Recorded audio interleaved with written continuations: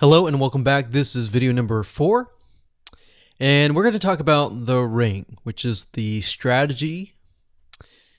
So in the previous video, we discussed why having different social media properties interlinked together can help Google see you as a brand who is sharing your content to your audience. In other words, these aren't just random backlinks, but links from big sites that are branded towards your company.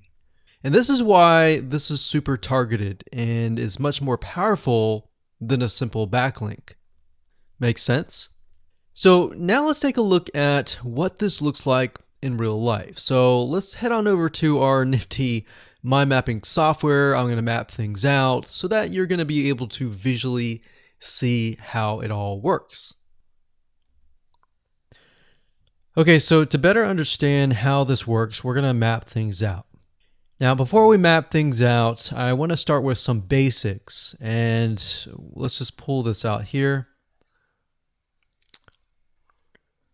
So essentially the concept here is, as you're building your brand, you're going to have many different social properties.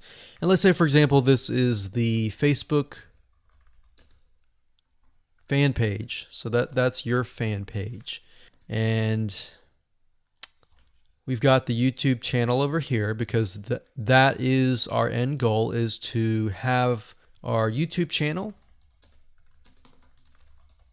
get ranked higher. So essentially what we're doing is we're getting a backlink from this to here. And this could be Facebook, it could be Twitter, it could be Instagram, it could be any other social media platform. But it has to be branded towards you. It can't just be somebody else's fan page unless it is actually related.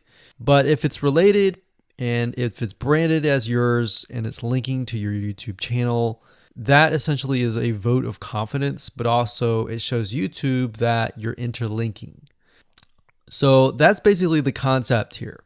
Now, if we dig a little deeper, basically what we want to set up is every time we upload a YouTube video and it gets posted, maybe it gets posted publicly, what ends up happening is we push that YouTube video and get it embedded onto the Facebook fan page, the Twitter page, the WordPress page, and all of that.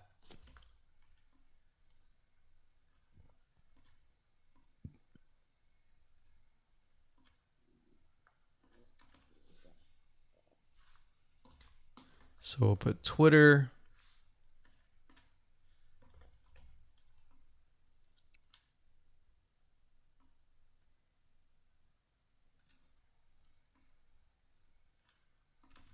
And we'll do WordPress. So as you can imagine, you've got the centerpiece here. You've got different social media platforms that are posted.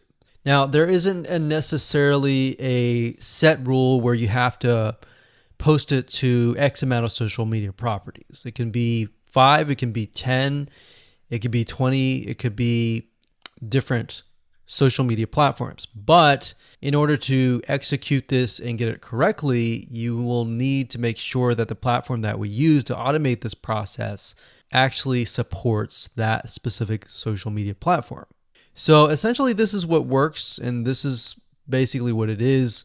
So obviously, in order to get this to work, you'll need to have a YouTube channel, you'll need to have the Facebook fan page, you'll need to have all these items in hand. So you'll need to have the username and password and all that. And we'll talk more about account creation later, but I just wanted to give you kind of a gist of what everything looks like and the visual map of it all.